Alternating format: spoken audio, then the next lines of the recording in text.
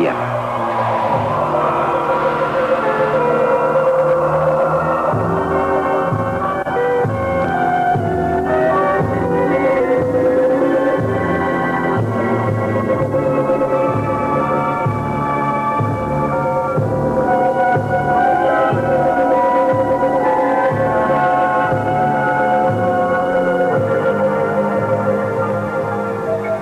Ahora sabemos que en los primeros años del siglo XX, este mundo estuvo siendo vigilado por inteligencias más desarrolladas que la del hombre, y sin embargo tan mortales como él mismo.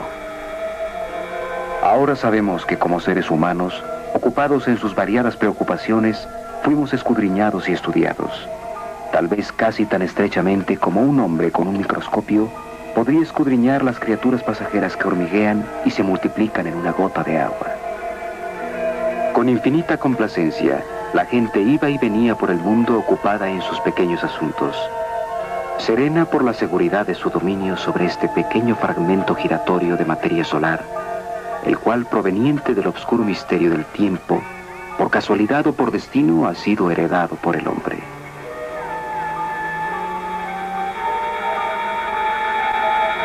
Sin embargo, a través del inmenso golfo etéreo, mentes que son a nuestras mentes como las nuestras son a las bestias de la selva, inteligencias superiores, frías y poco benévolas, observaban esta tierra con ojos de envidia y lentamente y seguras trazaron sus planes contra nosotros.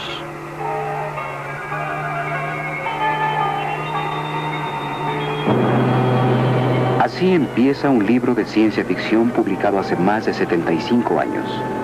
La Guerra de los Mundos, de H.G. Wells. Fue escrito y leído como entretenimiento inofensivo. La ciencia ficción empezaba a volverse popular. Cuentos de hadas, para adultos. Sin embargo, este mundo de ciencia ficción nos envuelve ahora. Hay menos ficción cada día que pasa. Sí, la evidencia está aquí. Nuestro planeta está siendo visitado por inteligencias más grandes que la del hombre, y que viajan en vehículos espaciales, en platillos voladores. La gente alrededor del mundo los está viendo. Los italianos los llaman dischi volanti, los franceses soucoupe volant, los rusos letayushi tarielki. En América los llamamos ovnis. Existen miles de informes de policía y pilotos sobre ovnis, y cerca de 900 casos de rastros de aterrizaje han sido documentados. Casos en que la química del suelo ha cambiado. Torbellinos circulares que muestran la tremenda fuerza centrífuga en el lugar donde algo masivo aterrizó. ¿Y qué ha sucedido? Los voceros militares de las grandes potencias están sospechosamente callados. Solo una cosa es cierta. Ninguna potencia terrestre ha construido un avión que vire en ángulo recto a velocidades supersónicas. Y tales naves son vistas constantemente y fotografiadas persiguiendo a nuestros aviones de prueba y vehículos espaciales. ¿De dónde vienen esas naves extrañas? ¿Cuál es su potencia? ¿Y por qué nos están visitando? ¿Están tal vez recordándonos que somos parte de una conexión cósmica? ¿Que tenemos eslabones y aún parentesco con mundos lejanos? ¿O están, como más y más gente cree, tratando de decirnos que el conocimiento que necesitamos para sobrevivir y crecer está aquí, en el planeta Tierra, escondido en nuestra ciencia y en nuestro pasado? Nuestro planeta está en crisis, y algunos dicen que esto ha pasado antes, hace mucho, mucho tiempo. En esa misteriosa tierra de leyenda, el continente perdido de la Atlántida. En la cuarta centuria antes de Cristo, Platón describió en sus diálogos una isla continente más allá de las columnas de Hércules, llamada Atlántida. Las antiguas tablillas mesopotámicas se refieren a una tierra destruida por la gran inundación. El libro del Génesis, el Corán, las leyendas mayas, la epopeya de Gilgamesh, todos hablan de esta floreciente civilización cuya ciencia, se ha dicho, sobrepasaba a la nuestra al momento de su destrucción. ¿Qué fue de la Atlántida? De acuerdo con los relatos de sacerdotes egipcios, en un día y una noche de cataclismos, el continente entero se hundió en las profundidades del océano. El físico ruso Immanuel Velikovsky ha sugerido que la Atlántida se volvió el continente perdido después de un desplazamiento del eje de la Tierra. El famoso psíquico Edgar Cayce creyó que por el mal uso de las potencias de la mente e interrumpiendo la evolución del planeta, la Atlántida se volvió víctima de su propia pervertida superciencia. ¿Y a la gente de la Atlántida qué le pasó? ¿Fueron destruidos todos? ¿O algunos sobrevivieron al holocausto y emigraron por mar y aire a otras tierras? Algunos atlantes se refugiaron dentro del océano y establecieron un magnífico reino submarino que aún florece hoy en día. O tal vez con su avanzada tecnología escaparon al espacio exterior. O tal vez ellos, desde que el primer hombre dejó huellas en las paredes de las cuevas, han estado retornando en sus naves aéreas para observar cómo construimos la nueva Atlántida. ¿Qué evidencia existe de que el hombre mismo no fue el arquitecto de las grandes estructuras antiguas de la Tierra? ¿Verdaderamente recibimos nosotros un poco de ayuda de nuestros amigos del espacio? La Gran Pirámide de Giza tiene la altura de un rascacielos de 40 pisos y fue construida con 2,25 millones de bloques de roca, algunos pesando 12,000 toneladas. Bloques supuestamente transportados cientos de kilómetros por esclavos y bestias de carga. ¿Y qué hay del conocimiento necesario para la construcción de tal monumento? Nosotros sabemos ahora que la Gran Pirámide fue construida de cara al norte verdadero en el centro exacto del mapa terrestre del mundo. No el mundo conocido de 2575 años antes de Cristo, sino el mundo entero como lo conocemos ahora. La única forma en que sus arquitectos pudieron haber deducido tales cálculos hubiera sido mediante un reconocimiento de la Tierra desde lo alto, trazar un mapa global, proyectarlo extendido y luego trazar meridianos a través del centro de la Tierra. ¿Fue eso o la información les fue proporcionada por alguien más? Alguien capaz de efectuar un reconocimiento aéreo. Algunas de las pirámides de Hispanoamérica, tierra de las antiguas civilizaciones maya, azteca y tolteca, son anteriores a las de Egipto. Tiwanaku, la ciudad más antigua de Sudamérica, se dice que fue construida por una raza de gigantes cuya tierra nativa fue destruida por una gran inundación.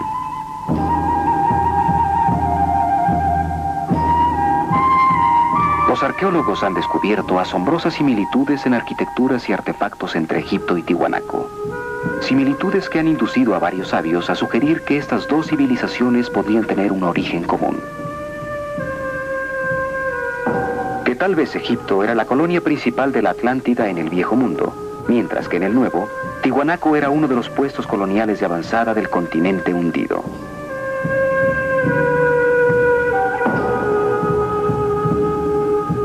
Los libros sagrados y el folclore de tierras muy alejadas, todos hablan de los días de cuando los dioses visitaron este planeta envueltos en nubes o transportados en ligeras carrozas. ¿Son las estatuas gigantescas de la isla de Pascua fieles representantes de antiguos astronautas o de gigantes de la Atlántida? ¿Y qué hay de Stonehenge, computador neolítico de los druidas? La comparación no es rebuscada, pues se necesitaría una computadora IBM para descifrar las funciones de este monumento calendárico que predecía futuros eclipses mediante la compleja alineación de estas losas masivas de piedra, cada una marcando una posición del Sol y de la Luna. Y más asombroso aún, las medidas interiores de Stonehenge en Inglaterra y las dimensiones de la Gran Pirámide de Egipto, ambas indican el número preciso de días de un año solar. Esto parece sugerir que los arquitectos de estas apartadas construcciones tuvieron acceso a la misma información. Inclusive pudieron haber trabajado con los mismos planos maestros. La pregunta es, ¿por qué?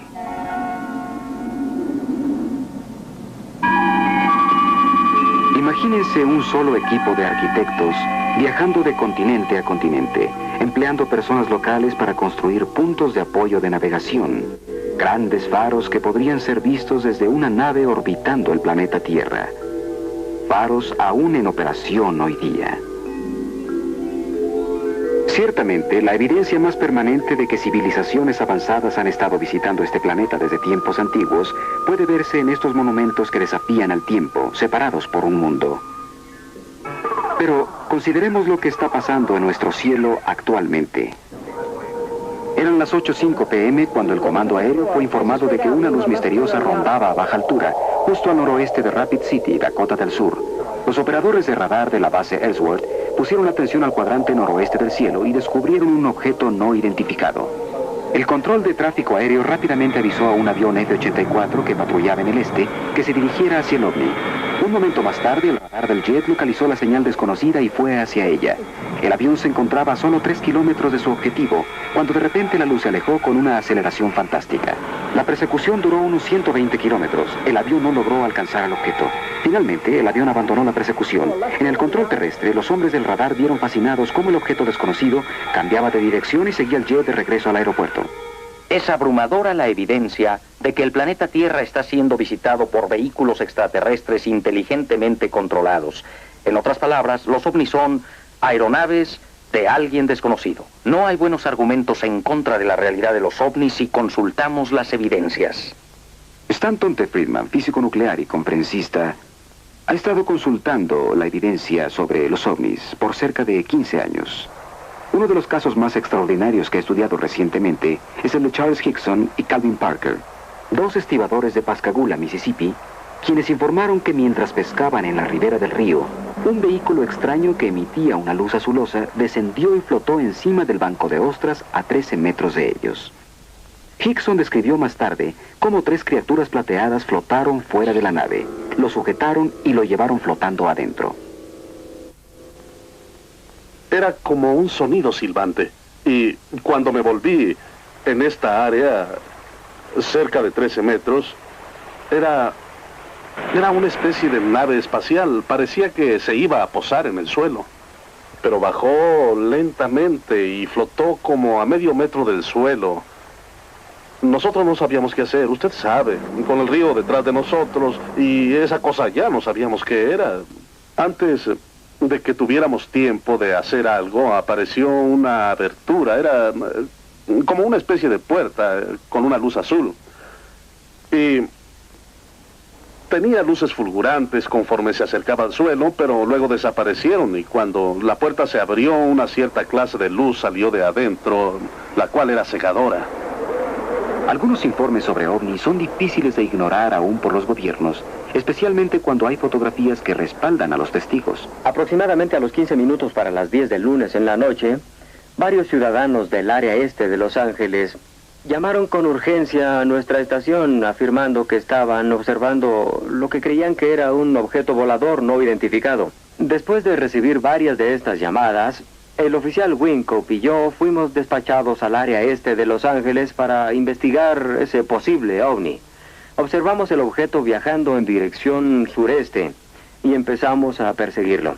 Mientras lo perseguíamos, yo me encargué de radiar la persecución a mi comandante, el sargento Pedro de la división Hallenbach del Departamento de Policía de Los Ángeles. Durante la persecución me las arreglé para tomar una fotografía. Esta fotografía en negativo fue registrada como propiedad de la policía. Es complemento del informe y tiene su número de expediente divisional. La extraña nave era ovalada. Ovalada por la parte de encima y abajo parecía un gran pastel abierto a la mitad. No tenía ningún domo como otros que han sido vistos. Y parecía tener como 60 metros de diámetro y 10 metros de altura. Una de las mejores secuencias fotográficas registradas fue tomada a un ovni sobre la isla Trinidad en la costa de Brasil. Observadores militares y civiles del barco brasileño de entrenamiento Almirante Saldaña vieron esta nave metálica de casi 45 metros de largo moverse sobre el mar alrededor de la isla. Un fotógrafo profesional que iba a bordo del barco con su cámara tomó estas fotografías, las cuales fueron oficialmente publicadas en el mundo por Juscelino Kubitschek, entonces presidente del Brasil, como fotografías auténticas de ovnis. La evidencia de la actividad de ovnis sobre el agua crece constantemente. Jacques Cousteau ha informado la aparición de ovnis en Sudamérica sobre el lago Titicaca. Thor Heyerdahl vio extrañas masas fulgurantes bajo el agua durante su famoso viaje en la Kon-Tiki. Y existen cientos de informes de científicos marinos y tripulaciones de barcos acerca de naves submarinas misteriosas. ¿Cuál es la conexión entre los ovnis y el agua? ¿Están los extraterrestres usando los océanos de nuestro mundo como bases altamente desarrolladas para expediciones espaciales sucesivas? ¿O son estas naves, como algunas gentes creen, piloteadas por descendientes de supervivientes de la Atlántida que buscaron refugio hace mucho bajo el mar? ¿Qué evidencia existe para respaldar esta especulación? Ahora tenemos los medios para explorar el fondo de los océanos, y los buzos han encontrado grandes tramos de lo que parecen ser las piedras de un pavimento de gigantes. Piedras tan grandes como los bloques con que construyeron las pirámides, cruzando el lecho del océano en mitad del Atlántico. Los arqueólogos han encontrado los pasillos y pilares de un antiguo templo hundido en la costa de Bimini, en las Bahamas. ¿Son estas estructuras submarinas restos de una de las ciudades de la Atlántida? Consideren el área misteriosa en forma de triángulo en el mar Caribe, que se extiende de la orilla de la corriente del Golfo, como a 150 kilómetros al este de Fort Lauderdale, Florida, a 40 grados latitud este en mitad del Atlántico. Conocido antiguamente como Mar de los Sargazos, esta área es el cementerio de lo inexplicable. Es un lugar donde extrañas cosas pasan a las brújulas y extrañas cosas pasan al tiempo. A lo largo de los siglos, este cementerio húmedo ha reclamado galeones españoles, windjammers, vapores, supertanques, yates de recreo y aviones. Casi todos desaparecieron sin dejar huella, como si los tentáculos de algún monstruo mítico hubieran salido y los hubieran agarrado. Esta área es conocida ahora como el Triángulo de las Bermudas, o Triángulo del Diablo. El 5 de diciembre de 1945, 5 bombarderos Vengador, bajo el mando del teniente Charles C. Taylor, despegaron de la estación aeronaval de Fort Lauderdale en una misión de rutina. Vientos de superficie de 20 nudos, cielos claros, visibilidad ilimitada. De repente, a solo 15 minutos antes de que terminara el vuelo, la torre de control localizó la voz frenética del teniente Taylor. Las 4 de la tarde. Llamando a la torre, esta es una emergencia. Parece que estamos fuera de ruta. No podemos ver tierra. Repito, no podemos ver tierra. ¿Cuál es su posición? No estamos seguros de la posición. No estamos seguros de saber dónde estamos. Parece que estamos perdidos. La ruta de vida es el oeste. No sabemos qué dirección es el oeste. Todo anda mal. No estamos seguros de ninguna dirección. Parece que entramos en agua blanca ahora. Atención, estamos completamente perdidos. Y luego, a las 4:25 p.m.,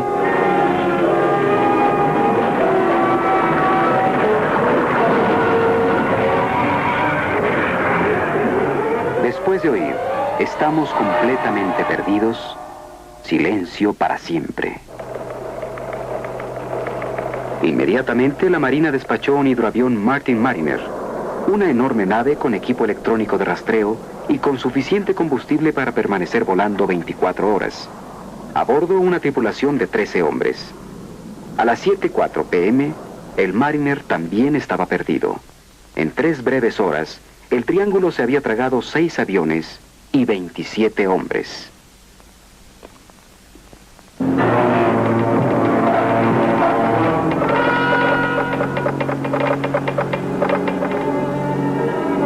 Al amanecer del día siguiente, la mayor búsqueda de rescate por aire y mar nunca antes lanzada estaba en camino. 242 aviones y 18 barcos rastrearon el área conocida como el Triángulo del Diablo, pero no se encontró una sola huella, ni una capa de aceite, ni un pedazo de algo, ni una balsa salvavidas, nada.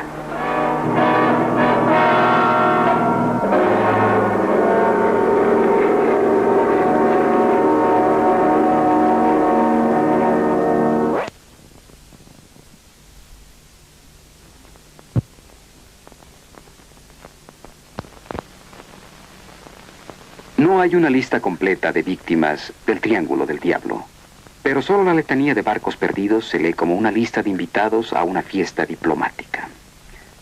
United States Ship Niña, United States Ship Rufus, el Steamship Santa Clara, Star of Riel, el Home Sweet Home, el Steamship Hewitt, Corner, Slocum, el Marine Sulphur Queen, el Southern District, el City Bell, de George Bacon, el Rey Fuku Maru, y otros, y otros, y otros. Nombres de barcos que vienen de la mitología: el Steamship Rubicon, el Nereus, el Proteus, el Cíclope, el Constelación, el Steamship Whitcraft. Las teorías acerca del triángulo van de piratería a túneles dentro de otras dimensiones, otras zonas de tiempo. Los físicos han sugerido que los barcos y los aviones perdidos pueden haber sido víctimas de un fenómeno magnético que interrumpe las comunicaciones radiales y descompone los instrumentos de vuelo. Pero no hay una explicación concluyente. Y la pregunta ominosa persiste. ¿Esta área está controlada por alguna inteligencia desconocida? Actualmente estamos gastando millones de dólares explorando el lecho del océano. El proyecto Mohole perforó pozos de 200 metros bajo el agua, en un intento por descifrar los misterios de la corteza terrestre. Y junto con arqueólogos y oceanógrafos, los parapsicólogos se están uniendo a la búsqueda para encontrar evidencia sobre la Atlántida, el legendario continente perdido.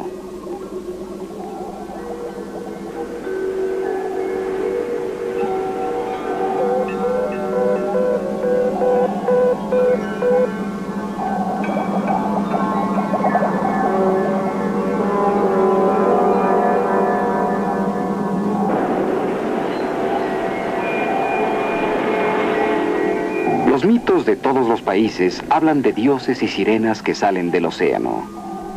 ¿Y qué tal si la mitología es realmente historia condensada y las leyendas de estas criaturas marinas encantadas de hecho son testimonios oculares?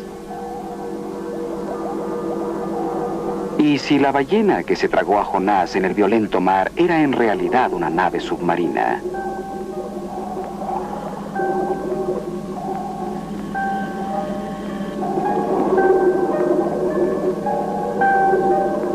La colonización submarina puede ser una realidad en el futuro. Los institutos oceanográficos como Woods Hole y Scripps están colaborando con el gobierno en experimentos de laboratorios submarinos para probar que el hombre puede vivir confortablemente en un medio acuático por largos periodos de tiempo. Con el objeto de sobrevivir bajo el mar y en el espacio infinito, el hombre está desarrollando nuevas armas. Armas mentales, telepatía, clarividencia, psicoquinesis. El joven psíquico Uri Geller, quien ha confundido a los científicos con su habilidad para doblar metales con su mente y desmaterializar objetos, alega que la fuerza para hacer esto es canalizada a través de él por una inteligencia extraterrestre. Si esto es correcto, todos tenemos mucho en qué pensar. Mientras tanto, los gobiernos de Rusia y Norteamérica calladamente patrocinan la investigación psíquica. Ambos países han considerado seriamente el uso de la telepatía, la transferencia directa de pensamientos de una mente a otra, como medio de comunicación con submarinos y naves aéreas. Otro país donde se lleva a cabo la investigación mental con extrema objetividad es Checoslovaquia.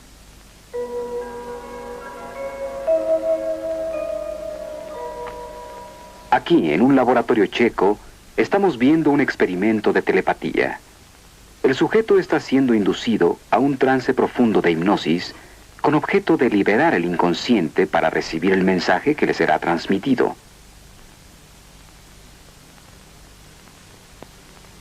Como dije, primero el sujeto es inducido a un trance hipnótico.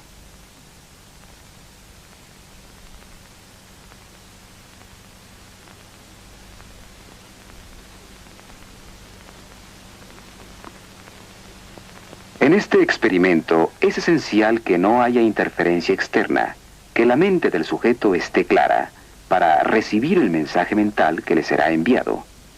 Ahora, el experimentador, quien no es conocido por el sujeto hipnotizado, selecciona al azar un sobre que contiene el nombre de una especia. Pimienta. La prueba y luego trata de enviar mentalmente el sabor de la especia al sujeto hipnotizado. Ahora el científico le está diciendo, lo que yo pruebo, tú también lo probarás. ¿Qué es? Y la respuesta viene casi inmediatamente. Pimienta.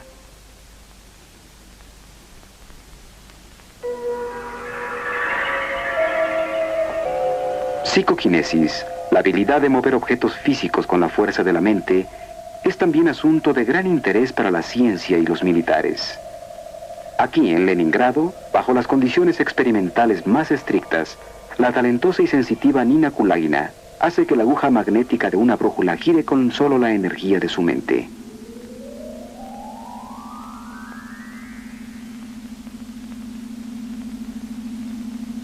Los científicos rusos han encontrado que mientras se efectúa la demostración, el campo magnético que rodea el cuerpo de la señora Kulagina es solo 10 veces menos potente que el de la Tierra misma.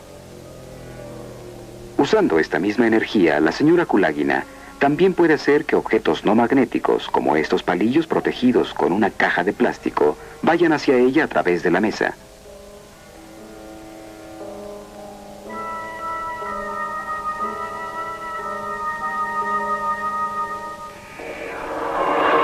Se dice que en las Filipinas, cirujanos psíquicos están efectuando operaciones importantes en pacientes sin usar instrumentos quirúrgicos y sin ninguna forma de anestesia o control de hemorragias. Sin embargo, la cirugía parece no ser dolorosa y la cicatrización sobrenatural tiene lugar casi inmediatamente. El más conocido de los cirujanos, Tony Akpoa, está quitando un tumor de la frente del hombre de negocios de California, Donald Westerbeck.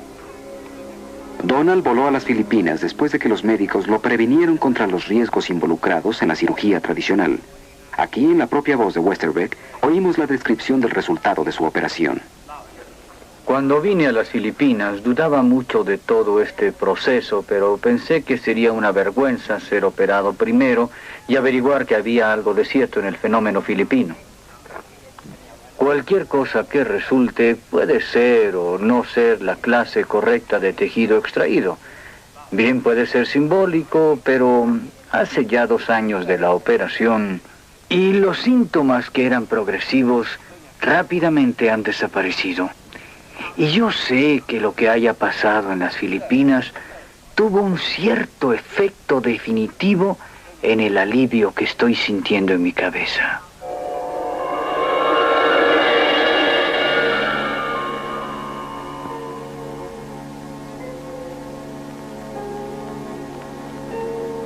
Estamos aquí para una curación psíquica.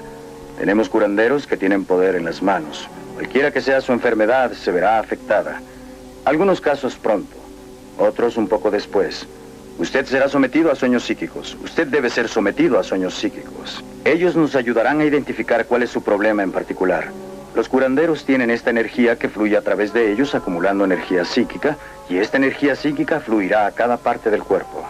Pienso que la mayoría de las gentes que se vuelven curanderos profesionales sienten que tienen alguna clase de habilidad, pero no saben qué es. Creo que se vuelven curanderos para aliviar. Me refiero a médicos, enfermeras, quiroprácticos y otros. ¿Ha sido tratada por calor o rayos infrarrojos o...? No, nada. Este observador es un médico autorizado, un doctor, uno de los primeros que investigó este método poco usual de curación para ver qué tenía que ofrecerle a su profesión. Absolutamente. No hay causa física conocida de la artritis reumatoide ni de otras artritis. Este es un grupo de personas dotadas de sensibilidad que poseen la extraordinaria habilidad de diagnosticar las enfermedades de los pacientes mediante un método conocido como exploración corporal. Ellos obtienen su evaluación de la posible enfermedad recibiendo vibraciones directamente de la persona enferma o sosteniendo algo que le pertenece. A veces hay transferencia efectiva de dolor de la persona enferma al diagnosticador.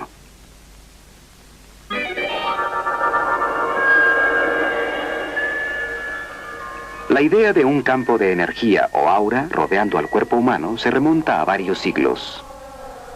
En pinturas bíblicas, los artistas trataron de representarla pintando halos o aureolas alrededor de la cabeza de las figuras religiosas divinas.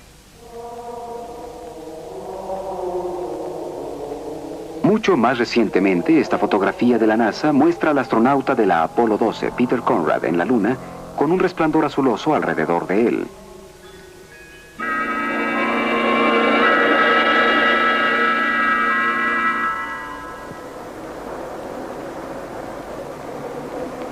Una institución líder en investigación psíquica es la Universidad de California en Los Ángeles, en donde la psicóloga e investigadora doctora Thelma Moss está investigando con la fotografía Kirlian, una técnica revolucionaria inventada por los científicos rusos Semyon y Valentina Kirlian, la cual registra en placas fotográficas el aura o campo de energía que rodea los objetos orgánicos e inorgánicos.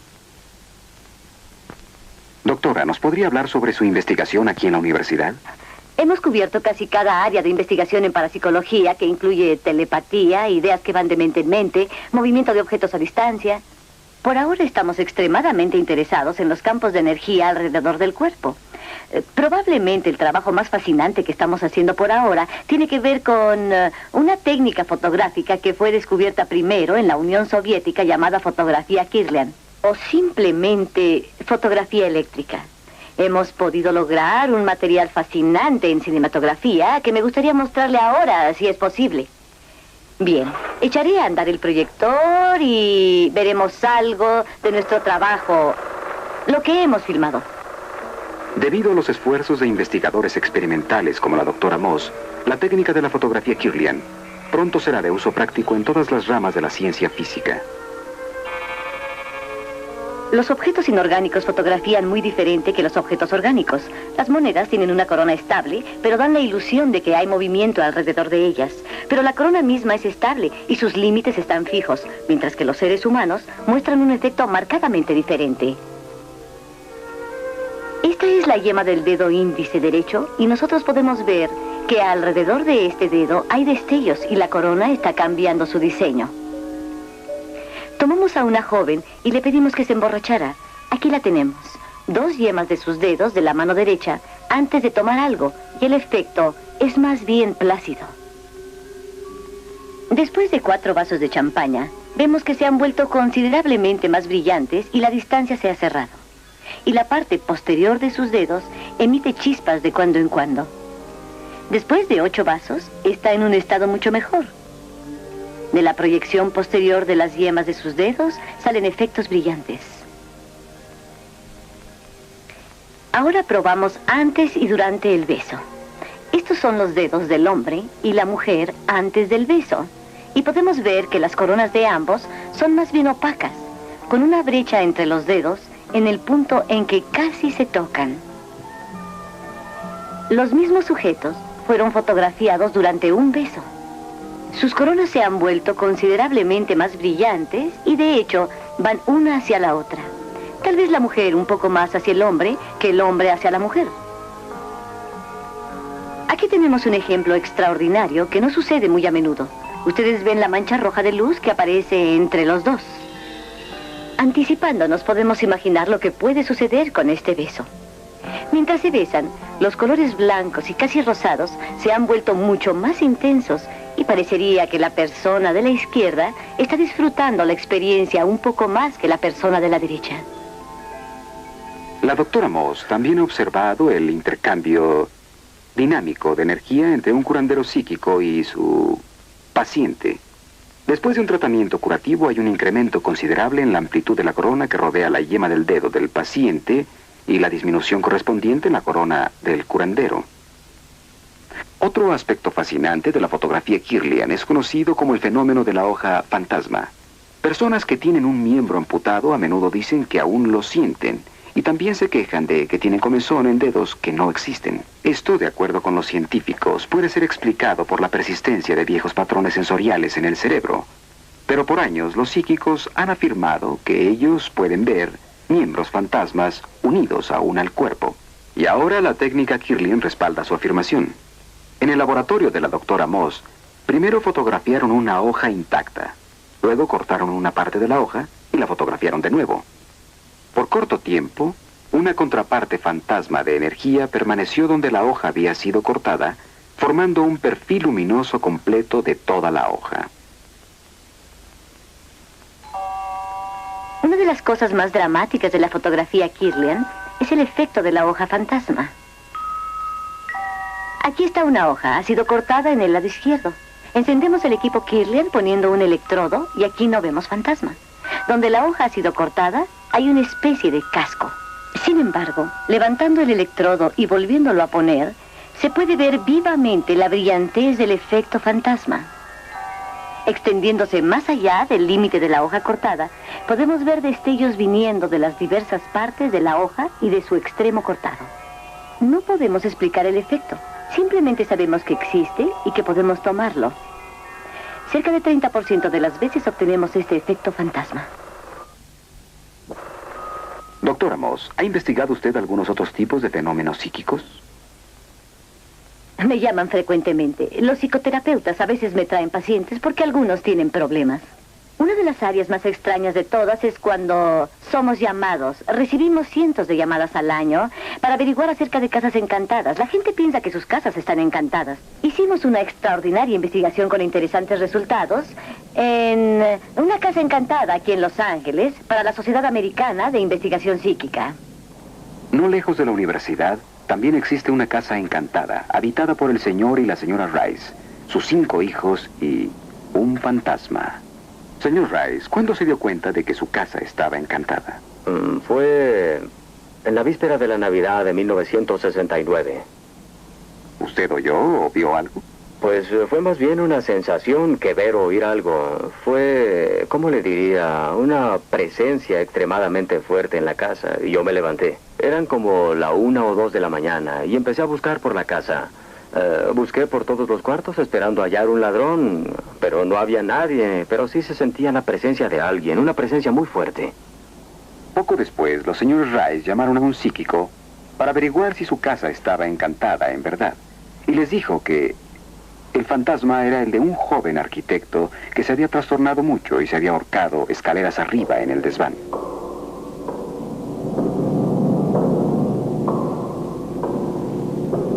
Yo me encontraba trabajando en mi estudio. Soy pintor.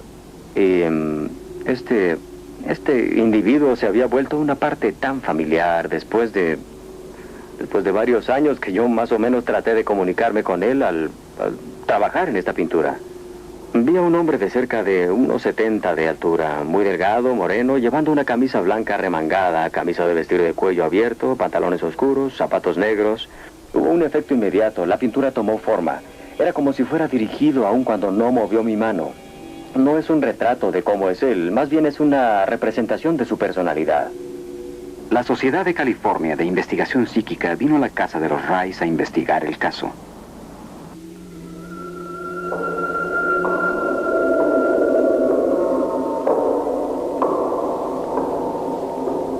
Revisaron la casa, todas las habitaciones, y donde quiera que fueron, sintieron algo que registraron. Sintieron una sensación muy fuerte de él arriba, donde se supone que se ahorcó. Había ruidos extraños subiendo y bajando la escalera, y parecía que alguien la subía y la bajaba.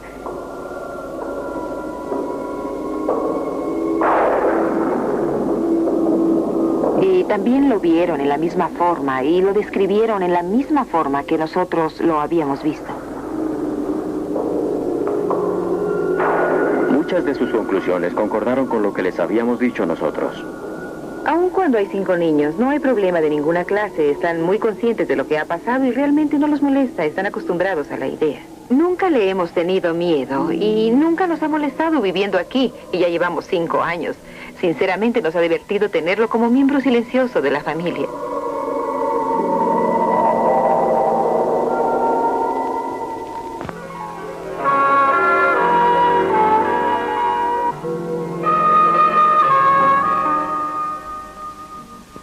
Yo soy Lucrecia Black y soy una bruja.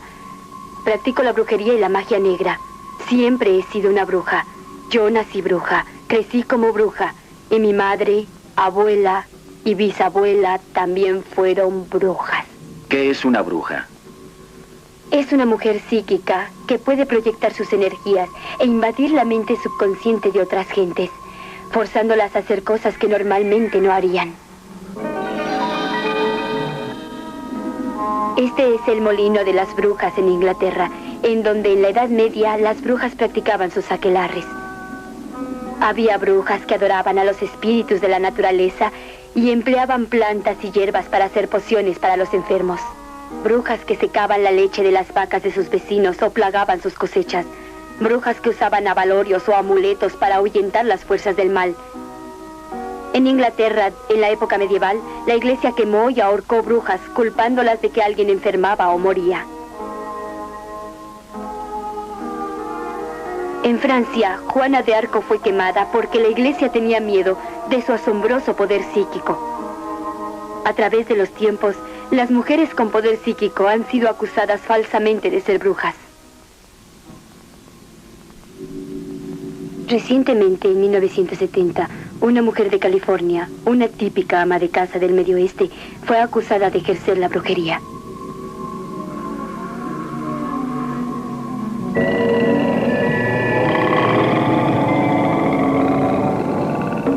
Por años hemos visto gentes acostadas en camas de clavos o caminando sobre filos de espadas y hemos pensado que es magia o truco. Ahora empezamos a entender que existe una línea delgada entre la magia y lo que llamamos la mente sobre la materia. La ciencia ha empezado a estudiar a quienes efectúan estos actos. Aquí en Hawái, miembros de una tribu antigua caminan descalzos sobre carbones encendidos sin sufrir dolor o daño en la piel.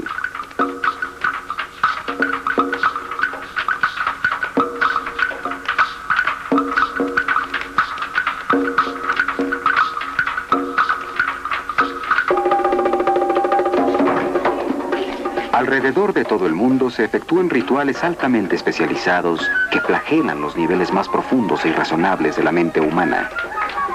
En Brasil, los cultos vudú aún florecen. Se efectúan ceremonias donde los sacerdotes vudú invocan a los espíritus de los muertos para que se venguen de los vivos. Sacrificios de animales, cánticos y batir de tambores incitan a la multitud casi hasta la histeria.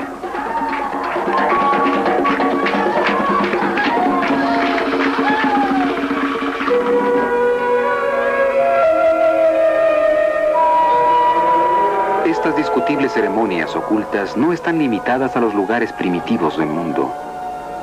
En San Francisco, como en otras ciudades americanas, Satán está vivo. Y para probarlo, con toda la cooperación de los hombres y mujeres fanáticos, vemos la celebración de una misa negra. In nomine Dei nostri Satanus Luciferi Excelsi. En el nombre de Satán, el amo de la tierra, el rey del mundo, que se abran todas las puertas del infierno y aparezca para saludarme como su hermano y amigo, y que me dé las indulgencias de las que hablo, ya que vivo como las bestias del campo, regocijándome en la vida carnal. Aprecio a los justos y maldigo a los corrompidos, por todos los dioses del abismo, y ordeno que estas cosas de las que hablo vengan. Benditos sean los fuertes, porque ellos poseerán la tierra. Malditos sean los débiles, porque ellos heredarán el yugo. Benditos sean los valientes, porque ellos serán los amos del mundo. Malditos sean los virtuosamente humildes, porque serán pisoteados por pezuñas rayadas. ¡Salve Satán! ¡Salve Satán! ¡Salve Satán! ¡Salve Satán! ¡Salve Satán!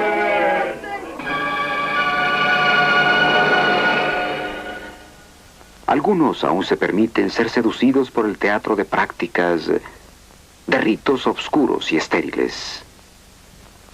Pero la mayoría de nosotros estamos llegando a un nuevo y excitante futuro. Ahora existe una generación nacida en el conocimiento de que el hombre puede dejar la tierra. Una generación preparada, aún ansiosa por contactos fuera de la tierra. Y estamos empezando a explorar el espacio interior, a conocer el asombroso potencial psíquico de la mente humana. ¿Dónde encajan los ovnis en la nueva expansión de nuestro conocimiento sobre lo paranormal? Tal vez el reportero investigador Ralph Bloom, autor de Más allá de la Tierra, un libro acerca de contactos del hombre con los ovnis, podría contestar por nosotros.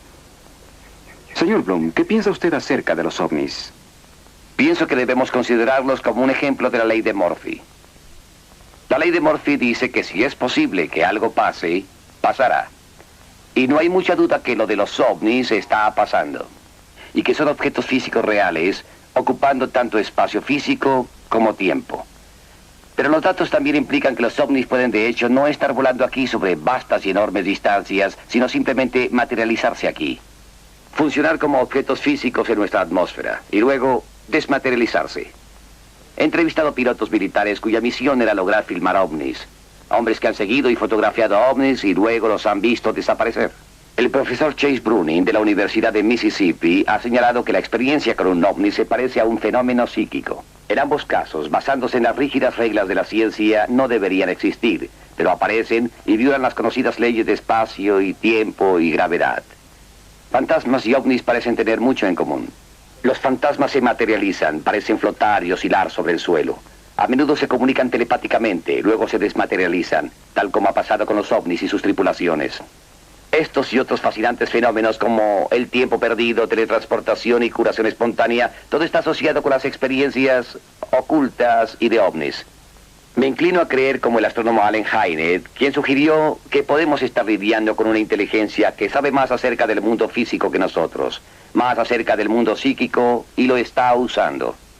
Señor Bloom, entiendo que fue a Pascagoula, Mississippi, solo 36 horas después de que Charles Hickson y Calvin Parker se encontraron con un ovni. Sí lo hice. Fue la primera vez que vi por mí mismo el aspecto profundamente perturbador de tal experiencia, no solo en los dos hombres, sino en todo el pueblo. Nada tan poderoso había pasado en Pascagoula desde que el huracán Camila golpeó la costa del Golfo. Y era imposible sentarse en el mismo cuarto que Charlie y Calvin y no poder creer que algo terrible les había sucedido a ellos. Me sujetaron. Uno me tomó de este brazo así y el que estaba de este otro lado también hizo lo mismo y yo parecí flotar a la misma altura del suelo que ellos. Luego entramos a la nave. Y ya dentro, cuando ellos lo soltaron, ¿vio mesas o sillas? ¿Usted recuerda lo que pasó? Sí. No vi mesas ni sillas ahí dentro, y no quiero decir que no las hubiera, lo que pasa es que la luz era casi cegadora y no pude ver nada. Y cuando esos seres me llevaron adentro, me soltaron. Y ese ojo, yo sigo refiriéndome a él como un ojo, se movía enfrente de mí, así de cerca. Justamente enfrente de mí, mirándome a los ojos. Pareció quedarse ahí por unos cuantos segundos y luego empezó a recorrer todo mi cuerpo. Cuando ellos me trajeron de la nave y me depositaron allí, tengo la impresión de que no fueron bruscos. Ellos no me arrojaron, solamente me depositaron en el suelo y yo me caí. Mis piernas estaban débiles y no sé por qué, tal vez fue la tensión, pero me caí al suelo. Y fue cuando vi a Calvin, que estaba parado en aquella área. Estaba viendo al río, con sus brazos extendidos así, como si estuviera observando algo. Un hombre en Missouri presentó un artículo sobre 546 casos de aterrizaje en 34 países. Todos incluían huellas, o sea, marcas dejadas después de que el ovni despegó. Un lugar donde esto pasó fue la granja Johnson en Delphos, Kansas, noviembre 2 de 1971. La marca extraña ahí a la mitad es un anillo de tierra. Es un anillo de tierra dejado por un ovni. Se hicieron muchas pruebas al anillo. Algo extraño le pasó a este suelo hasta una profundidad de 35 centímetros. Para dar un ejemplo de lo que le pasó al suelo, el fragmento de la izquierda es de ese anillo. Obviamente es de diferente color y textura que el fragmento de la derecha. Y según pruebas de laboratorio, son diferentes en composición. Mientras los ovnis estén en el aire y efectúen acrobacias imposibles, todos podemos divertirnos con argumentos sobre quién está alucinado. Y los militares pueden decir a los ansiosos ciudadanos, ustedes no vieron un platillo volador, fue Venus, o gas de los pantanos, o gansos migratorios, o lo que sea.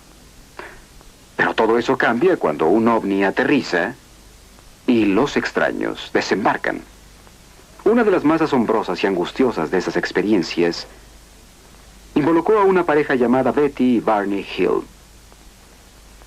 Mientras viajaban por las montañas blancas de New Hampshire en 1961, los Hill perdieron varias horas en el camino. Incapaces de recordar las horas perdidas y acosados por sueños recurrentes, finalmente buscaron ayuda psiquiátrica.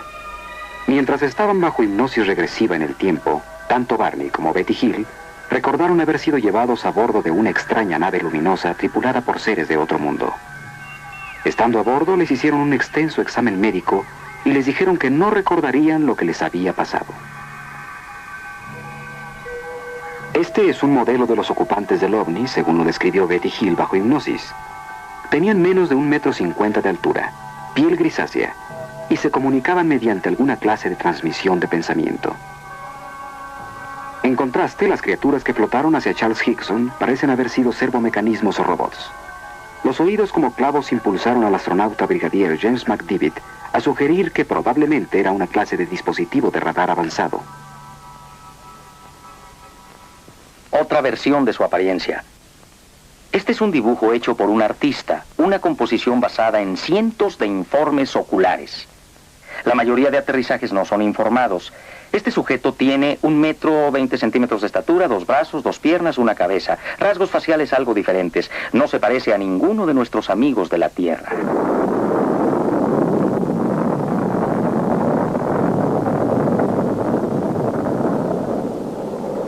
Sin embargo, hay comparaciones definidas de comportamiento. Tienen módulos de excursión terrestre que se comportan muy similar a nuestros módulos de excursión lunar. Vea nuestro programa Apolo. Tenemos naves voladoras de aspecto extraño. Llevan a bordo un vehículo de lanzamiento. Flotan en los desiertos de la Luna. Alunizan, una pareja de criaturas de aspecto humanoide salen, caminan alrededor, recogen muestras, juguetean, luego vuelven a entrar a la nave. Despegan, revolviendo el suelo detrás de ellos, se reúnen con la nave nodriza y salen disparados hacia otro cuerpo planetario. De hecho, las mismas secuencias que han sido observadas aquí por los testigos de ovnis. Uno de nuestros astronautas pioneros fue el general brigadier James McDivitt. En 1965, el general McDivitt pasó 4 días en el espacio exterior como piloto comandante del Gemini 4. General McDivitt, ¿alguna vez ha visto un ovni? Sí, durante mi vuelo en el Gemini 4 en 1965, vi un objeto en el espacio muy cerca de nuestra nave que no pude identificar. Me pareció tal vez como la parte superior de otro cohete. Traté de tomar algunas fotos de él, pero desafortunadamente las fotos no salieron bien. Nunca pudimos identificar qué había sido. Todos los datos de nuestro radar indicaban que no había cerca de nosotros otro objeto volador en ese momento. General, ¿conoce usted a alguien más que afirme haber visto un ovni? Sí, a propósito, yo conozco a toda clase de gente que afirma haberlos visto. Algunos son muy veraces y algunos de ellos yo creo que solo se están divirtiendo. Tuve la oportunidad recientemente de conocer un caballero de Mississippi, quien afirma haber sido llevado al interior de una astronave. Francamente, creo que ese caballero no está mintiendo, está diciendo lo que considera ser la verdad. No busca la publicidad, ni trata de ser gracioso, solo trata de ser honesto. Y yo creo que a este caballero sí le pasó lo que él afirma, que es verdad. Su historia es muy convincente. Al principio pensé que eran personas por la distancia. Sin embargo, cuando estuvieron frente a mí fue la impresión más grande que he tenido en mi vida. Eran más bajos de estatura que yo, aproximadamente como de 1,60 m, y no tenían cuello. La cabeza parecía bajar directamente a los hombros. Y tenía algo así como un cono en el punto donde debía estar la nariz, y donde debían estar los oídos también tenía lo mismo, y creo que los oídos parecían más largos que la nariz. Me pareció que cuando salió por esa puerta, esa abertura o lo que fuera, casi instantáneamente estaban aquí con nosotros. Y sus brazos, porque tenían brazos como nosotros, vi que sus brazos se movían, pero las manos eran diferentes, tenían membranas entre los dedos y solamente el pulgar estaba libre. ¿Me puede hablar de la prueba del detector de mentiras? Cuando se les pidió que vinieran aquí a hablar a esta gente, tenían en la mente que solo era una gran broma.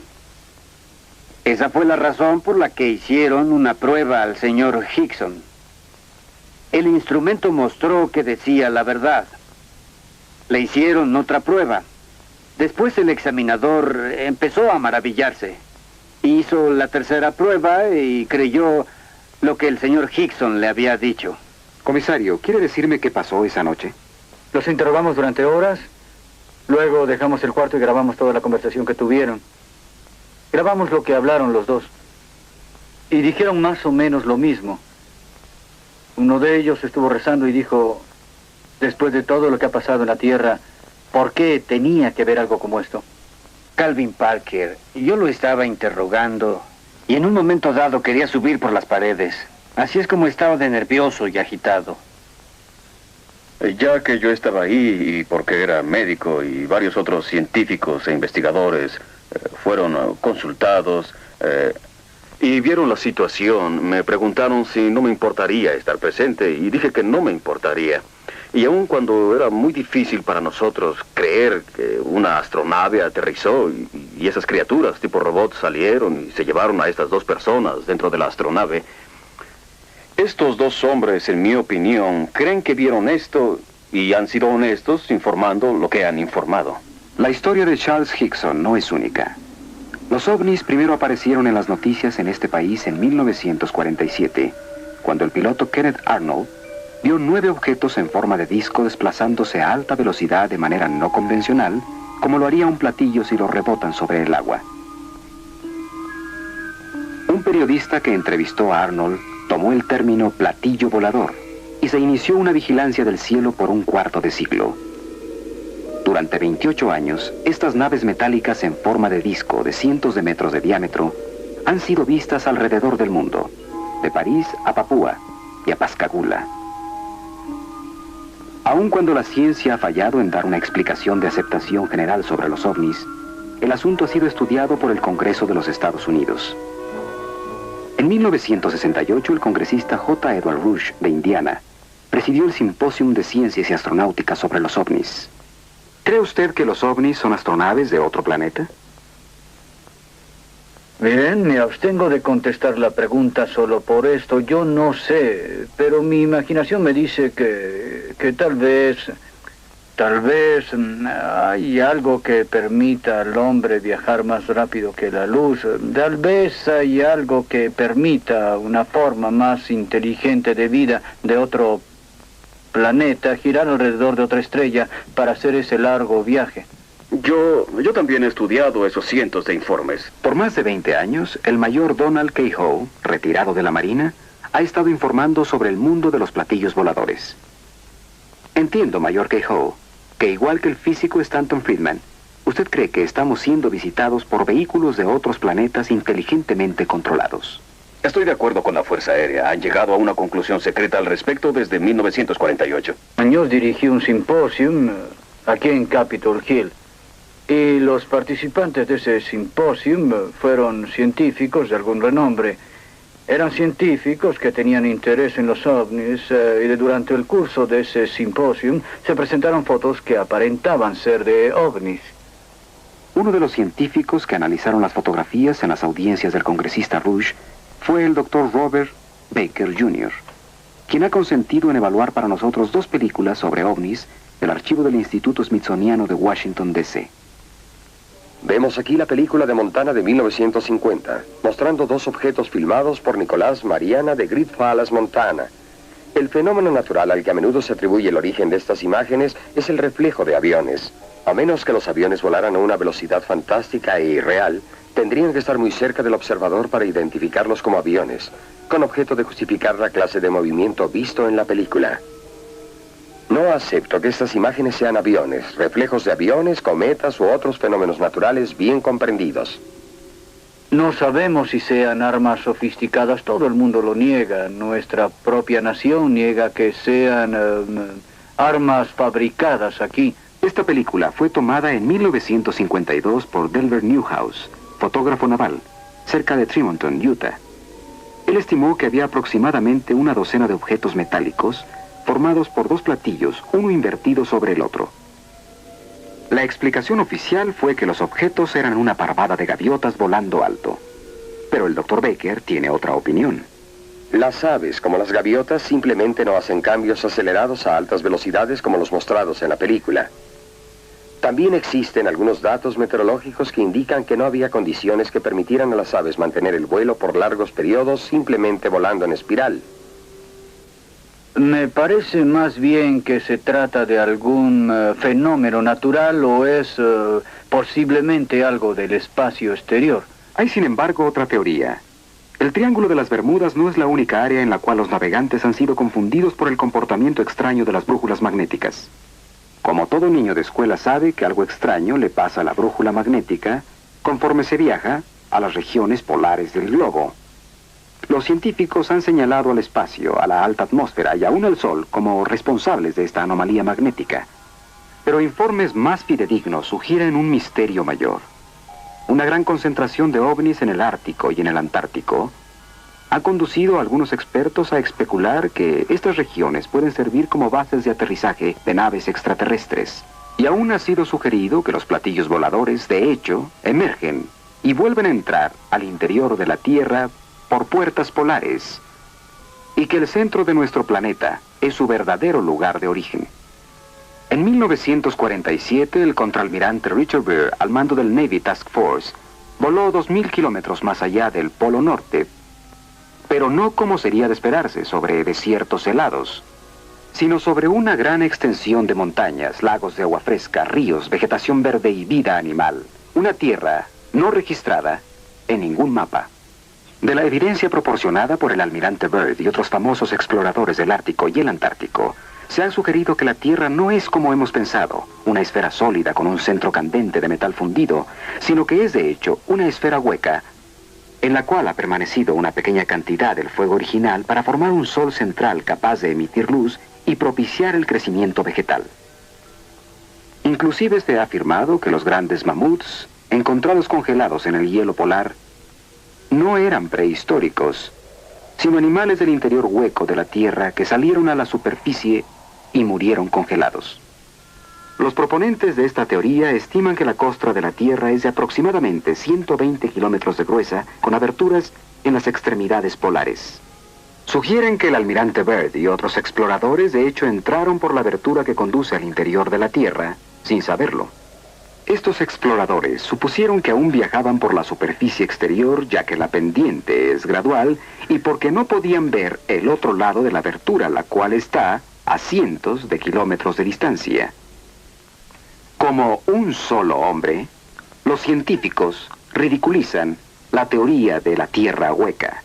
Ellos dirán que los únicos espacios huecos cerca de los polos se encuentran en la cabeza de los que creen en esa teoría.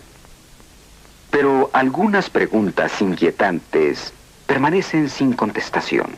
¿Cómo explicamos el efecto térmico, la presencia creciente de vientos calientes cuando se viaja al norte más allá de 70 grados de latitud?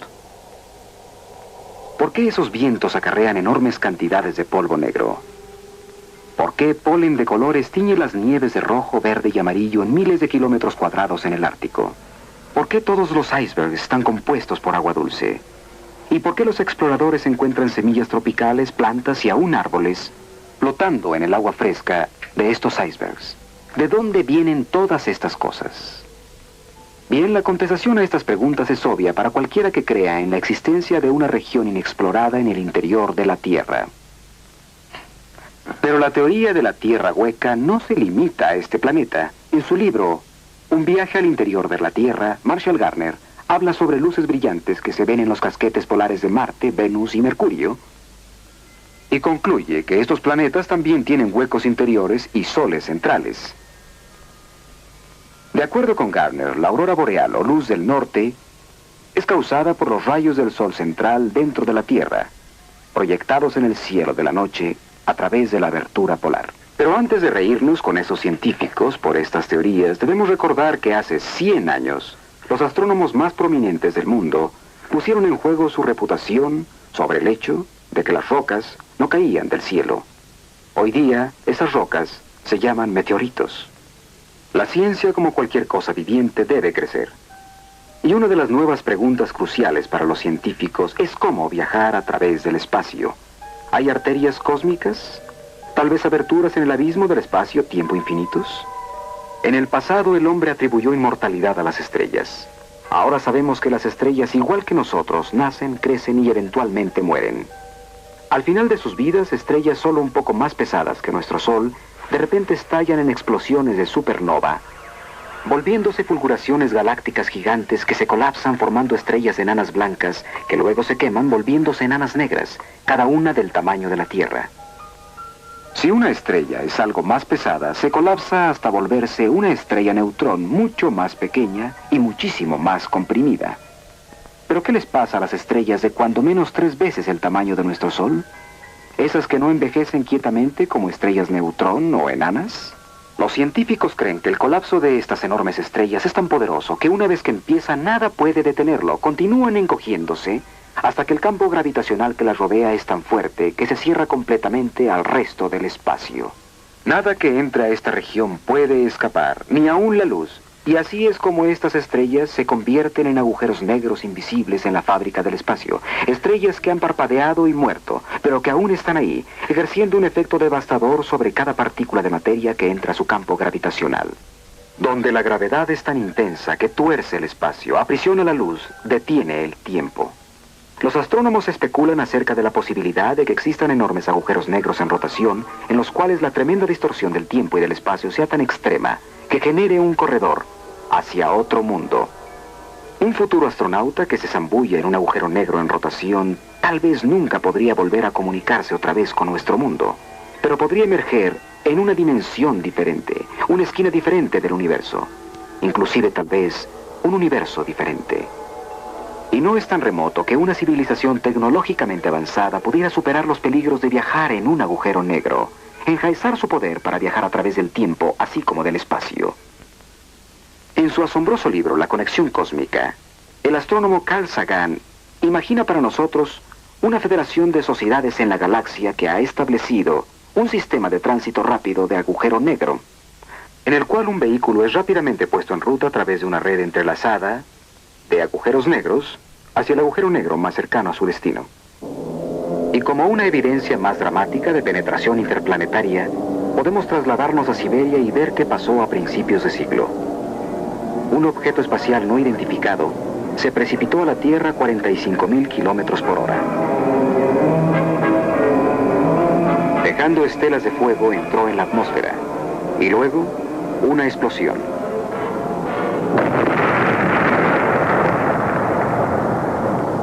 Igual en fuerza a un estallido termonuclear. Un enorme hongo de fuego y humo. Una explosión como nunca antes registrada en la Tierra, que dejó trazas de radioactividad y árboles caídos en un área de 50 kilómetros a la redonda. Sin embargo, no hubo señales de un cráter. El 7 de enero de 1948, oficiales de la base Godman del fuerte Knox, Kentucky, observaron un objeto extraño pasando sobre ellos a alta velocidad. Minutos después, a las 2:30 p.m., a un escuadrón de caza P-51 que venía del sur, se le pidió que investigara el ovni. El capitán Thomas Mantell, jefe del escuadrón, dejó la formación y empezó a subir. A las 2:45, Mantell notificó a la torre que estaba a 15.000 pies. Tengo algo a la vista arriba y adelante de mí. Alguna clase de objeto metálico, pero no es un avión. Voy a 20.000 pies. A las 3:15, Mantell habló de nuevo. Está directamente delante de mí y va a la misma velocidad. Estoy tratando de acercarme. Fue la última transmisión del capitán Mantell. Todos los intentos por comunicarse con él fallaron. Una hora después encontraron su avión. Mantell estaba muerto. Su reloj destrozado se paró a las 3:18. ¿Están los militares en posesión de restos de metales retorcidos, de ovnis estrellados, de los cadáveres de los tripulantes? No lo sé. No conozco las respuestas. Pero una cosa es cierta. Con los formidables recursos a su disposición, la milicia norteamericana debe tener la mejor colección de datos sobre ovnis en el mundo. Y realmente pienso que ya es tiempo que compartan esos datos con la gente. Debo decir que tengo algo de simpatía por los militares, especialmente la Fuerza Aérea, cuyo reino es, después de todo, el desierto y lejano azul. ¿Qué se hace cuando algo desconocido está penetrando al espacio y no se puede luchar contra él? La solución burocrática parece ser, cuando haya duda, clasifique. Pero también siento verdadera simpatía por la gente que es víctima de esta política. Gente cuya vida no será la misma porque tuvieron el valor de informar lo que vieron. Admito que han estado sucediendo cosas muy extrañas últimamente. Una de las más extrañas y perturbadoras es la aparición de enormes criaturas peludas que caminan paradas en 2 pies y han sido vistas frecuentemente en áreas donde se ha informado actividad de ovnis. En algún lugar de estos densos bosques acecha algo sobre cuyo origen y existencia la ciencia no puede dar una explicación terrena. Llamado Sasquatch en Canadá, Bigfoot en los estados del oeste, Fog Monster en Arkansas, Momo en Missouri y Skunk Ape en los pantanos de Florida. Estos fétidos gigantes, algunos de ellos de hasta 3 metros de altura, andan vagando por la maleza, arrancan árboles, invaden campamentos madereros y aterrorizan a los testigos.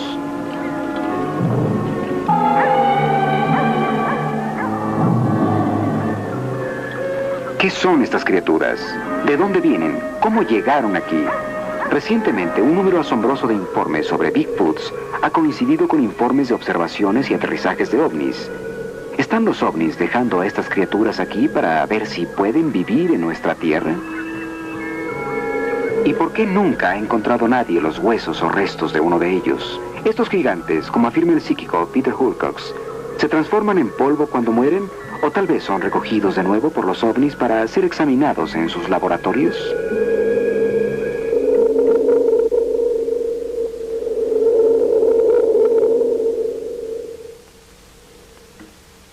¿Es un Bigfoot un mutante cósmico?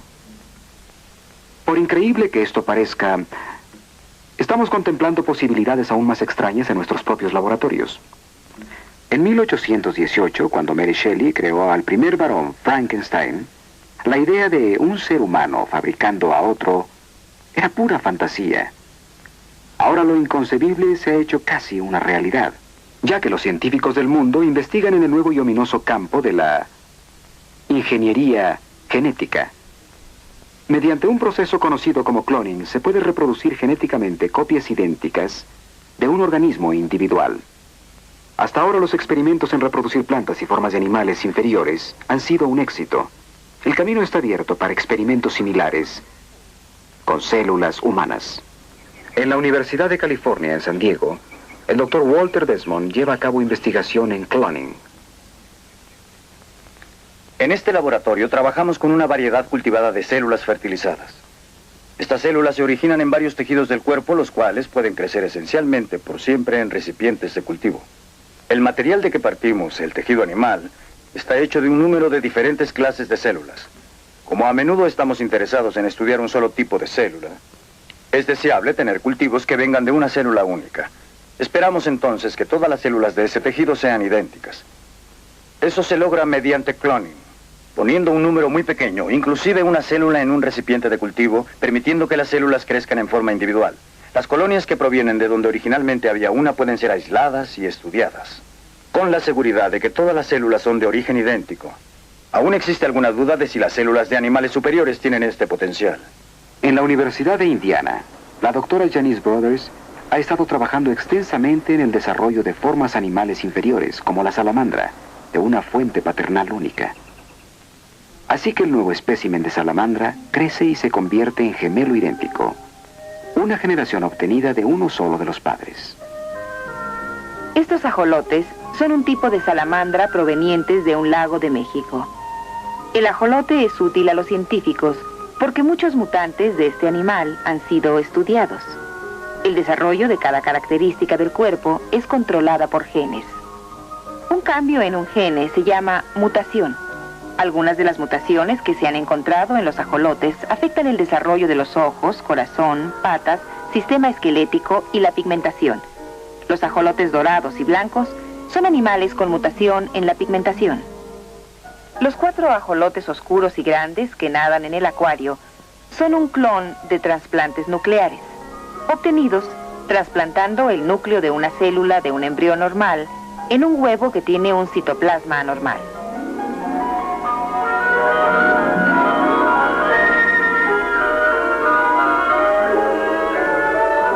Al principio, el hombre pensó que solo él poseía sistemas de comunicación.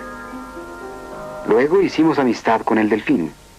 Y ahora las plantas toman su lugar entre las formas de vida de este planeta que se comunican. Desde 1969, Marcel Vogel, químico investigador de la IBM, ha estado activo en el estudio de la comunicación entre el hombre y las plantas. Vogel cree que las plantas no solo responden a nuestros pensamientos, sino que también son instrumentos ultrasensitivos para medir nuestras emociones.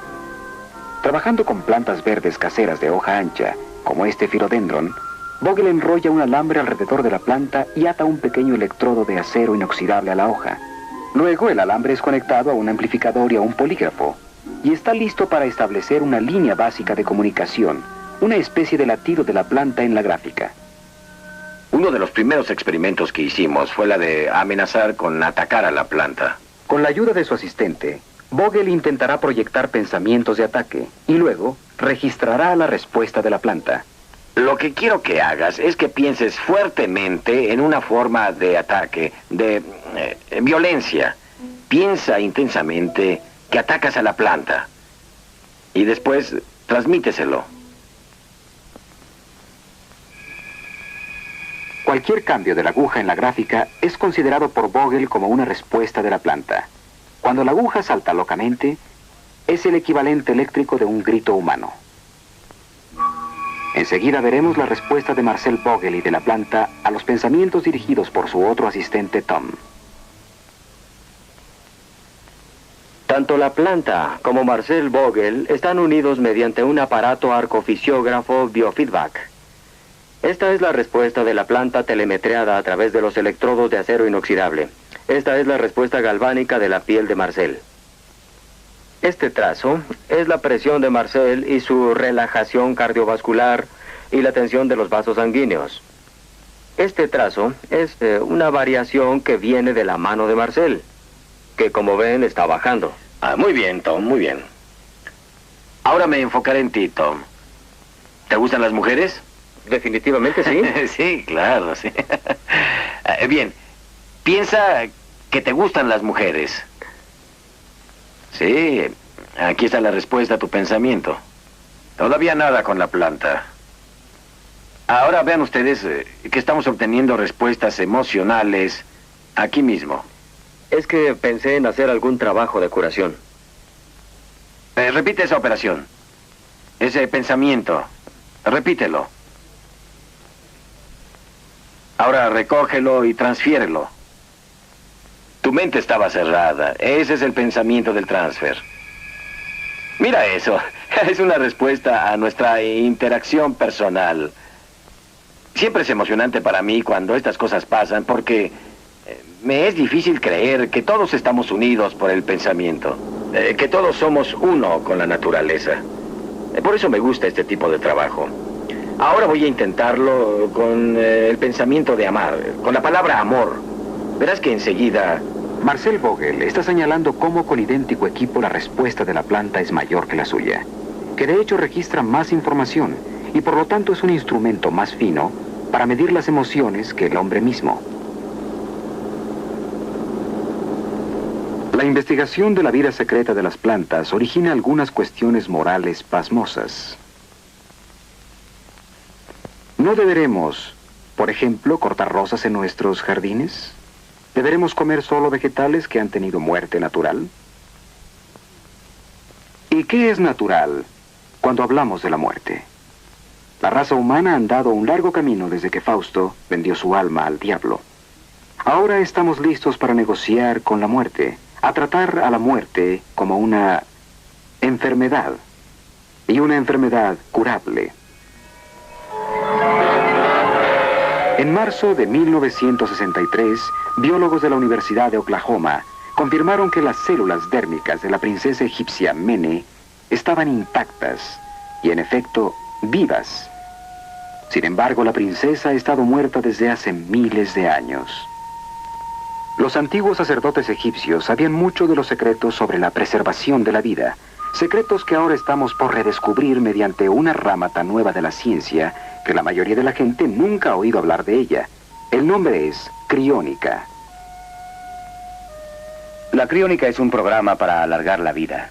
Debido a la brecha tremenda entre el laboratorio de investigación y el consultorio del médico general, parece que ya no es apropiado sepultar o cremar a un individuo simplemente porque ha sufrido una enfermedad terminal o porque ha tenido un ataque cardíaco.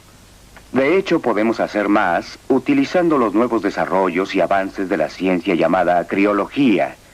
La criónica se refiere a morir y a la muerte como una enfermedad, fenómeno natural, pero no necesariamente incurable.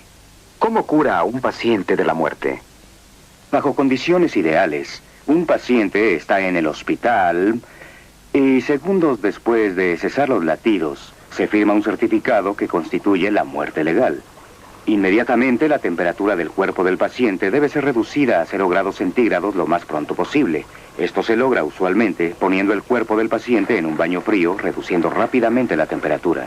El propósito es reducir el metabolismo. Tratamos de retardar el proceso mortal tan rápidamente como sea posible, preparando el cuerpo para la segunda fase de la suspensión criónica llamada perfusión, en que el cuerpo es llevado a temperaturas de 300 grados bajo cero. Este proceso de perfusión consiste en reponer la sangre del cuerpo con un producto biológico anticongelante que protege las células de las temperaturas muy bajas. Una vez que el paciente ha pasado el proceso de perfusión, es colocado en un medio ambiente temporal de hielo seco hasta que la cápsula ha sido preparada en un recipiente criogénico de almacenamiento de acero inoxidable que contendrá el cuerpo del paciente y también proporcionará refrigerante de baja temperatura. En este caso se usa nitrógeno líquido, el cual tiene una temperatura de menos de 320 grados Fahrenheit. A esta temperatura, para propósitos prácticos, el tiempo deja de existir. No estamos en el negocio o interesados del todo en congelar cadáveres y tratar de volverlos a la vida. Lo que estamos haciendo es retardar. Utilizando biología de baja temperatura, estamos retardando y deteniendo el proceso de la muerte dentro de lo que nosotros llamamos legalidad. Las iglesias están de acuerdo con el objetivo de alargar y salvar vidas preciosas. Aquí tenemos a una joven mujer que ha sido puesta en suspensión criónica. Y de hecho la iglesia no solo acepta los procedimientos, sino que ha enviado a un sacerdote a bendecir la cápsula con la esperanza de que en verdad esta mujer pudiera ser salvada. ¿Cómo se interesó en esta investigación, señor Nelson? De niño estaba fascinado con el fenómeno de la hibernación, de cómo los animales podían sobrevivir largos inviernos sin alimento. Muy recientemente tuvimos el ejemplo real de un ser humano, un joven llamado Armando Socaros, quien quería escapar de Cuba, y concibió la idea de esconderse en el hueco de las ruedas de un jet que iba a volar a gran altura. No se dio cuenta de la prueba a la que se iba a enfrentar. Sabemos que a la altitud de 39,000 pies no hay suficiente oxígeno para seguir con vida. La temperatura exterior era de menos de 40 grados y el depósito de las ruedas no era una cabina presurizada. Cualquiera de estos factores podía y debía haberle quitado la vida. 8 horas después, cuando el avión aterrizó en Madrid, España, el joven Armando cayó congelado al pavimento, no tenía pulso, y para asombro de todos, cerca de 1 hora después, detectaron un latido débil.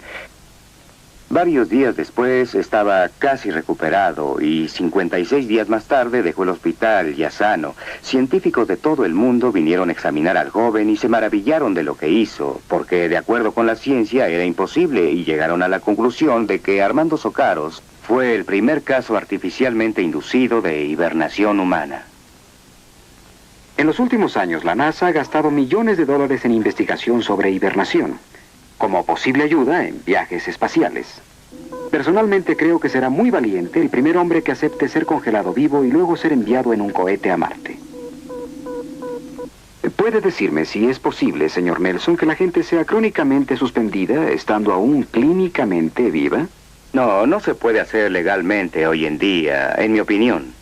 Con frecuencia tenemos peticiones de pacientes desahuciados, que sufren terriblemente de cáncer u otra enfermedad y quisieran que sus cuerpos fueran suspendidos criónicamente antes de sufrir los estados finales de la muerte y la agonía y demás. Sin embargo, no es posible por la definición legal de la muerte. El proceso no puede empezar hasta que cesan los latidos. Pero definitivamente sería para ellos una ventaja biológica y médica. Y espero que algún día podamos aplicar estos procedimientos a pacientes que estén en un estado de salud crítico, si eso es lo que desean. Para algunos esto podría ser uno de los más horrendos. Y otros aún podrían decir escalofriantes desarrollos de la revolución biológica.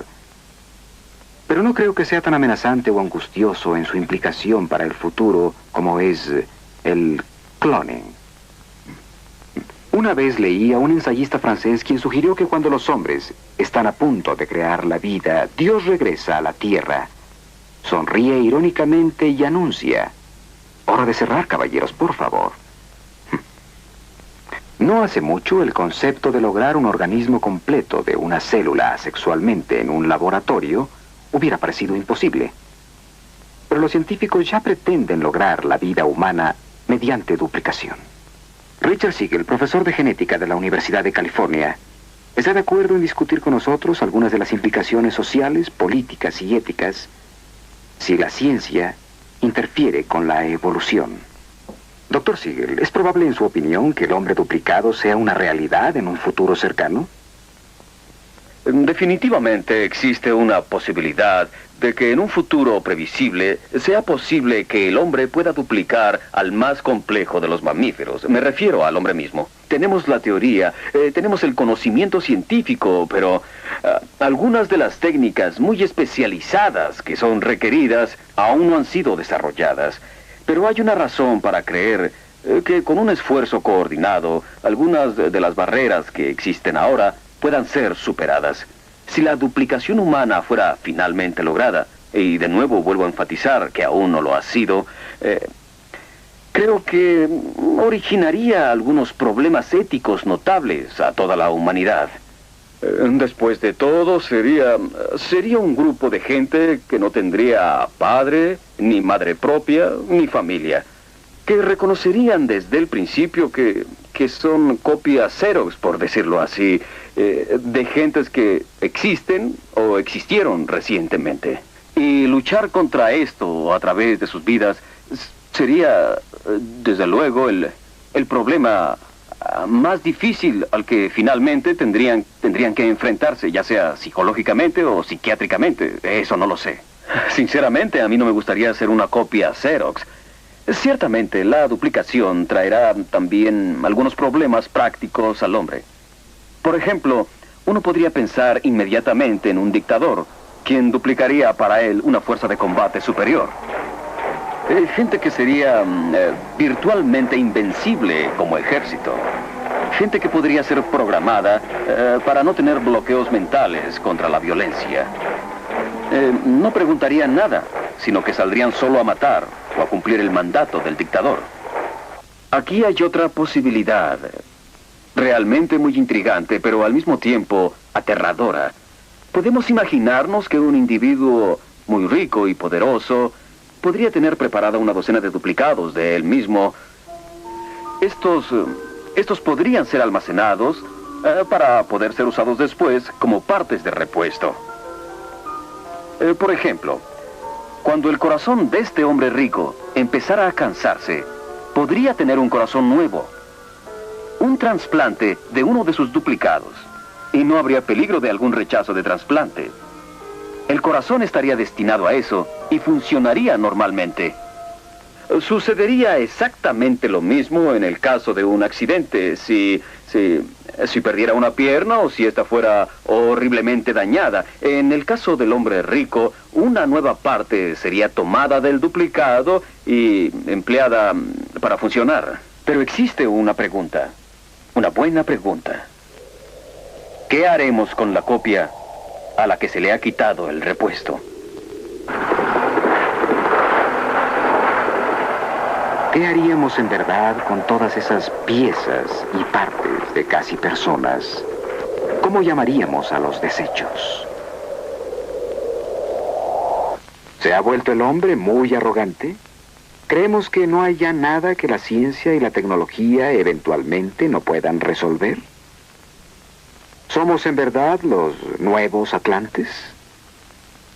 El reto que confrontamos es tan enorme como excitante. Estamos listos para emplear nuevos recursos: telepatía, psicocinesis, Bigfoot y misas negras, ovnis y atlantes, fotografía Kirlian, duplicación y criónica. Estas cosas sin duda tienen algo en común. La gente quiere saber más acerca de ellas. Aprender a forjar nuevas herramientas para el futuro de la humanidad en la Tierra y más allá. Estos talentos y conceptos nuevos, ¿de dónde están viniendo? ¿Están impresos en nosotros desde el principio? ¿O estamos siendo programados desde el exterior, en igual forma que el Señor programó a Moisés para sobrevivir? Algunos estamos de nuevo en contacto con ángeles tecnológicos, si lo prefieren, que son mejores y más sabios que nosotros. Yo no sé.